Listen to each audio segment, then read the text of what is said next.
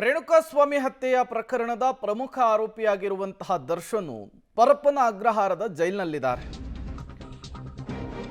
ಇದೇ ದರ್ಶನ್ ಈಗ ಮತ್ತೊಂದು ಮನವಿಯನ್ನು ಮಾಡಿಕೊಂಡಿದ್ದಾರೆ ಜೈಲಾಧಿಕಾರಿಗಳಿಗೆ ಅನ್ನೋದು ಗೊತ್ತಾಗ್ತಾ ಇದೆ.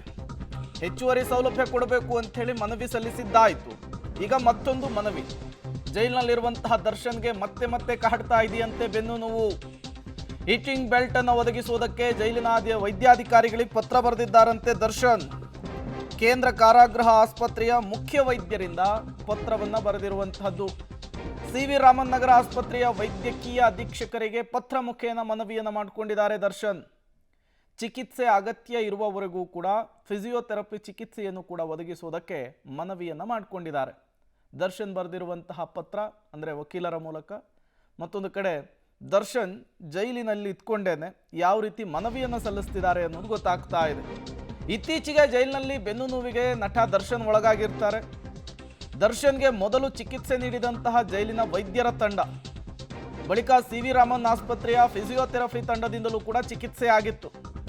ಅಕ್ಟೋಬರ್ 10ರಂದು ಜೈಲಿಗೆ ತೆರಳಿ ಚಿಕಿತ್ಸೆಯನ್ನ ಕೊಟ್ಟಿರ್ತಾರೆ ವೈದ್ಯರು. ಇದೀಗ ಮತ್ತೆ ಮತ್ತೆ ಚಿಕಿತ್ಸೆ ಕೊಡೋದಕ್ಕೆ ಪತ್ರವನ್ನು ಬರೆದು ಮನವಿ ಮಾಡಿಕೊಳ್ತಿದ್ದಾರೆ.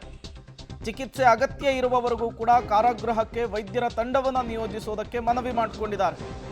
ಕಾನೂನು ಸೇವಾ ಪ್ರಾಧಿಕಾರದ ವರದಿಯಲ್ಲಿ ಬೆನ್ನು ನೋವಿನ ಬಗ್ಗೆಯೂ ಕೂಡ ಉಲ್ಲೇಖವಾಗಿದೆ. ಸದ್ಯ ಪರಪ್ಪನ ಅಗ್ರಹಾರದ ಜೈಲಿನಲ್ಲಿಯೇ ದರ್ಶನ್ಗೆ ಚಿಕಿತ್ಸೆ ಮುಂದುವರಿಸಲಾಗಿದೆ.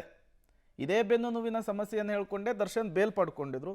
ಅವಾಗೆ ಸರಿಯಾಗಿ ಟ್ರೀಟ್ಮೆಂಟ್ ಪಡ್ಕೊಂಡಿದ್ರೆ ಬೇಲು ಕ್ಯಾನ್ಸಲ್ ಆಗ್ತಿರ್ಲಿಲ್ಲ, ಇವತ್ತು ಈ ಪರಿಸ್ಥಿತಿನೂ ಬರ್ತಿರ್ಲಿಲ್ಲ.